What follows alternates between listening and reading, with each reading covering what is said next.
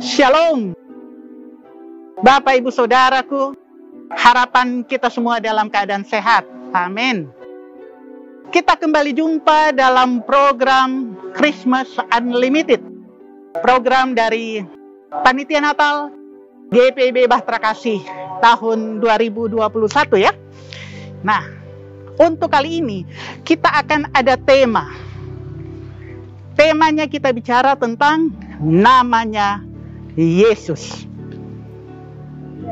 Kenapa diambil tema ini? Tujuannya supaya kita semua bisa memahami apa arti nama Yesus dalam hidup beriman kita. Nah, sejalan dengan itu kita akan mengambil bagian Alkitab. Mari Bapak Ibu Saudaraku yang di rumah, kalau ada Alkitab sudah terbuka, Lukas pasal 1, 3 ayat saja. Ayat 31, 32, dan 33. Oke? Mari silakan buka. Kalau sudah, Bapak Ibu Saudaraku, mari kita berdoa. Bapa, dalam nama Tuhan Yesus, kami mau memahami firman-Mu. Hikmat Tuhan kami andalkan untuk kami mampu memahaminya dengan benar. Dan itu boleh menjadi kekuatan dalam kehidupan beriman kami. Dalam nama Tuhan Yesus. Amin. Bapak Ibu, saya akan bacakan bagian Alkitab ini ya. Lukas pasal 1 ayat 31, 32, dan 33. Firman Tuhan berbunyi demikian.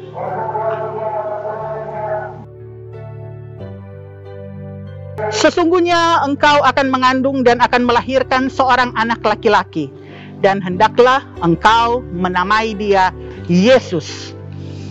Ia akan menjadi besar dan akan disebut anak Allah yang Maha Tinggi.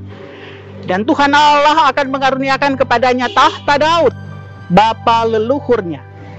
Dan ia akan menjadi raja atas kaum keturunan Yakub sampai selama-lamanya. Dan kerajaannya tidak akan berkesudahan. Bapak Ibu Saudaraku, kalau ada yang bertanya, apa arti nama Yesus? Nah, mungkin spontan, Bapak Ibu Saudara, saya juga akan menjawab, Yesus itu Tuhan. Yesus itu juru selamat. Yesus itu anak Allah. Benar. Semuanya benar. Kalau kita mau menggali lebih dalam lagi, kata Yesus dari bahasa Ibrani, Yehosua. Yesua. Nah, kata Yehosua ini mengandung dua unsur, Bapak Ibu Saudaraku. Pertama, kata Yeho. Kata Yeho itu singkatan dari tetragrammaton. Bapak Ibu mungkin sudah pernah dengar istilah ini, tetragrammaton. Itu sebutan untuk nama Allah.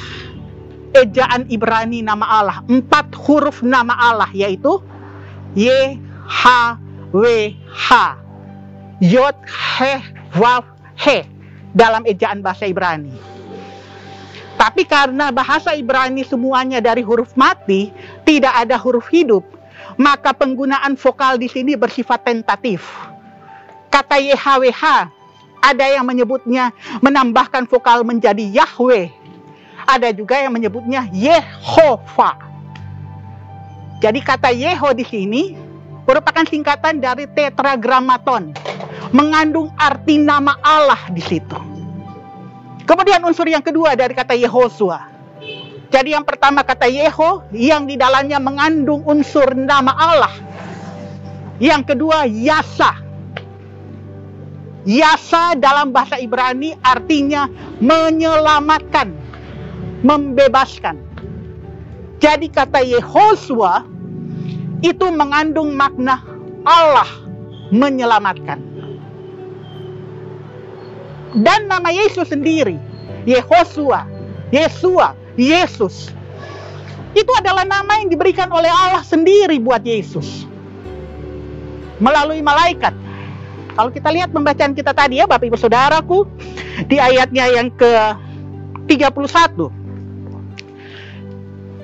Sesungguhnya engkau akan mengandung dan akan melahirkan seorang anak laki-laki, dan hendaklah engkau menamai dia Yesus. Nah, kalau kita lihat kitab yang paralel dengan itu, ayat yang paralel dalam Matius 1 ayat 21. Ada ayat yang sama maknanya atau isinya. Ayat 20 dulu di atas. Malaikat Tuhan nampak kepadanya dalam mimpi dan berkata, Yusuf anak Daud, janganlah engkau takut mengambil Maria sebagai istrimu, sebab anak yang di dalam kandungannya adalah dari Roh Kudus. Kemudian ayat 21. Ia akan melahirkan anak laki-laki dan engkau akan menamakan dia Yesus. Nah, ini ada penjelasan lanjut untuk Injil Matius. Kalau tadi di Lukas dia berhenti di kata Yesus, maka dalam Injil Matius ada koma. Engkau akan menamakan dia Yesus karena dialah yang akan menyelamatkan umatnya dari dosa mereka. Ada kata menyelamatkan. Ini sejalan dengan makna kata Yehosua tadi. Yesua, Yesus, Allah menyelamatkan. Nah, kita sudah tahu makna atau arti kata Yesus. Di dalamnya mengandung makna Allah menyelamatkan. Ada juga makna kata Yesus yang kedua yang sudah familiar benar di telinga kita. Kalau kita lihat di Matius 1 ayat 21 tadi sudah arti kata nama Yesus. Yang ayat 23 lanjutnya di situ dikatakan, sesungguhnya anak darah itu akan mengandung dan melahirkan seorang anak laki-laki, dan mereka akan menamakan dia Immanuel. Yang artinya, iya benar, Allah menyertai kita. Menamakan dia Immanuel, menamakan Yesus Immanuel, yang artinya Allah menyertai kita. Jadi di sini kita dapat dua arti Bapak Ibu Saudara. Dua arti dari kata Yesus. Allah menyelamatkan dan Allah menyertai. Oke. Kalau kita sudah mengerti arti kata Yesus, sekarang bagaimana kita memaknai arti kata Yesus itu dalam kehidupan beriman kita sehari-hari? Bagaimana? Bagaimana kita memaknai bahwa Yesus itu tandanya Allah menyelamatkan, Allah menyertai? Yang saya mau katakan di sini sesuai dengan firman Tuhan Bapak Ibu Saudaraku, hidup ini penuh konflik. Hidup ini penuh dengan gumul dan juang. Walaupun saya tidak tahu persis apa masalah Bapak Ibu, tapi saya tahu Bapak Ibu yang menonton, yang bersama-sama kita ada dalam program Christmas, apa lagi namanya ini? Acara Christmas Limited ya. Semua yang ada dalam program ini yang sementara menonton ini pasti punya masalah. Saya juga punya masalah. Tapi kiranya firman Tuhan saat ini memberikan kekuatan kepada kita. Setelah kita semakin memahami apa arti kata Yesus, yaitu di dalamnya mengandung makna Allah menyelamatkan, Allah menyertai. Maka tiga hal utama yang kita dapat di sini Bapak Ibu Saudara. Bahwa pertama, Yesus telah menyelamatkan kita oleh karena kasih karunia Allah.